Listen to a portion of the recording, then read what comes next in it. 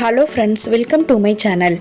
இன்றைக்கு வெள்ளை பூசணிக்காய் போட்டு மோர் குழம்பு எப்படி செய்கிறது அப்படின்ற வீடியோவை தான் உங்க கூட ஷேர் பண்ணியிருக்கேன்.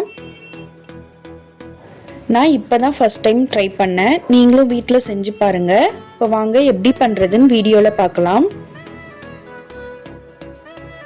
இப்போ குழம்புக்கு தேவையான மோர் எடுத்து வச்சுருக்கேன். கூடவே வெள்ளை பூசணிக்காவையும் தோலை எடுத்துட்டு கட் பண்ணி வச்சுருக்கேன். இப்போ இந்த மசாலாவெல்லாம் அரைச்சிக்க போகிறோம். ஒரு கைப்பிடி அளவுக்கு தேங்காய், ஒரு பச்சை மிளகாய், கொஞ்சமாக ஊற வச்ச கடலைப்பருப்பு, ஒரு டீஸ்பூன் சீரகம். இப்போ இது எல்லாத்தையுமே மிக்ஸி ஜாரில் சேர்த்துக்கோங்க. கூடவே சின்ன துண்டு இஞ்சியும் சேர்த்துக்கோங்க. எல்லாத்தையும் கொஞ்சமாக தண்ணி ஊற்றி இந்த மாதிரி அரைச்சி எடுத்துக்கோங்க.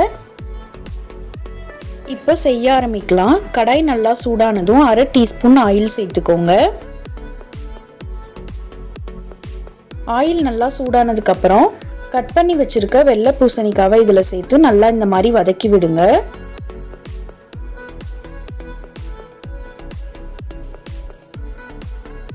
கூடவே கொஞ்சமாக உப்பு சேர்த்துக்கிறேன். உப்பு சேர்த்து நல்லா வதக்கி விட்டுட்டே இருங்க.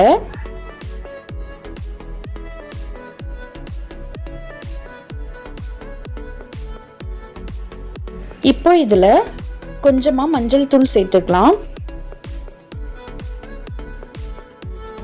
மஞ்சள் தூள் சேர்த்து இந்த மாதிரி நல்லா மிக்ஸ் பண்ணிட்டு கொஞ்சமாக தண்ணி ஊற்றி வேக வச்சுக்கலாம். இப்போ பூசணிக்காய் நல்லா வெந்ததுக்கப்புறம் நம்ம அரைச்சி வச்சிருந்த தேங்காய் பேஸ்ட்டை இது உள்ள சேர்த்துக்கலாம்.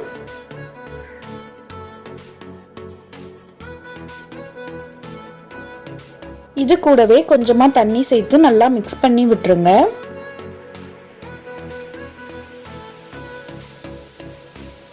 இப்போ இது 2 நிமிஷத்துக்கு லோ ஃப்ளேம்லேயே நல்லா கொதிக்க விடுங்க.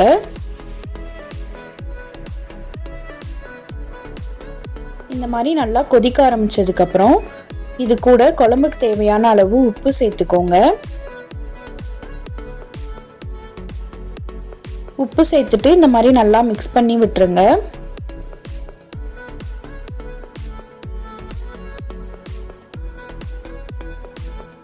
இப்போ இது கூட நம்ம எடுத்து வச்சிருந்த மோர் சேர்த்துக்கலாம்.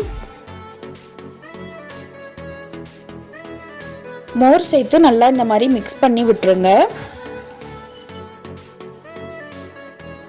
இப்போ ஸ்டவ்வை லோ ஃப்ளேமில் வச்சிடலாம். இந்த மாதிரி லைட்டாக கொதிக்க ஆரம்பிக்கும் போது ஸ்டவ் ஆஃப் பண்ணிடலாம்.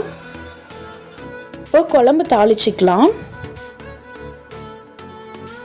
கடாயில் 2 டீஸ்பூன் ஆயில் சேர்த்துக்கோங்க. ஆயில் சூடானதும் கடுகு, உளுந்தம் பருப்பு, கருவேப்பிலை, காஞ்ச மிளகாய் போட்டு தாளிச்சிக்கலாம்.